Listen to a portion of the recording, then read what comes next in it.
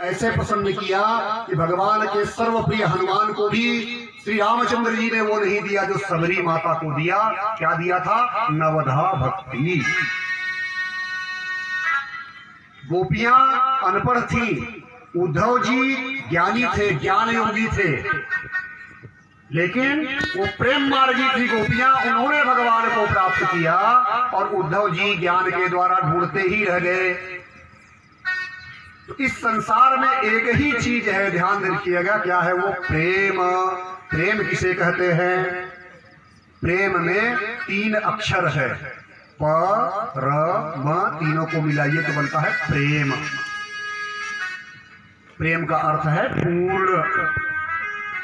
महाराज जी ने मुझे बताया था कि इस संसार में कोई भी पूर्ण नहीं है इस जगत में सिवाय परब्रह्म परमात्मा के। कोई पूर्ण नहीं है, सभी अपूर्ण हैं। पूर्ण हम आप हो ही नहीं सकते। पूर्ण कोई है तो वो भगवान है और उसी पूर्ण का नाम है प्रेम। 3 अक्षरों से बना है, परम।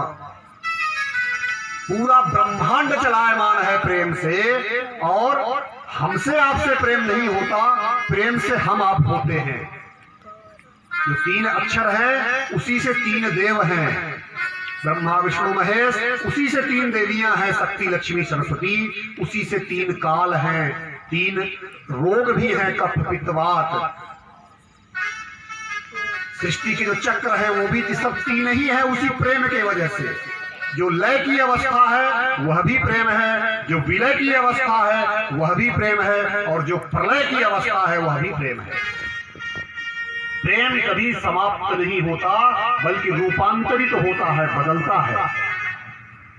हम आप क्या समझते हैं कि हमारे जो असीमित चेतनाएं हैं, उस असीमित चेतनाओं के सीमित चिंतन के द्वारा हम आप समझते हैं कि अलगाव का जब जुड़ाव होता है उसको प्रेम कहते हैं। लेकिन भगवान के शास्त्र के अनुसार, भगवान के संविधान के अनुसार, संगठन का विखंडन का जो नाद है या विखंडन का जो संगठित उद्घोष है, दोनों प्रेम है। ध्यान रखिएगा, अगर आप दुकान से जीविकोपार्जन कर रहे हैं तो दुकान से प्रेम नहीं कीजिएगा, प्रेम से दुकान चलाइएगा।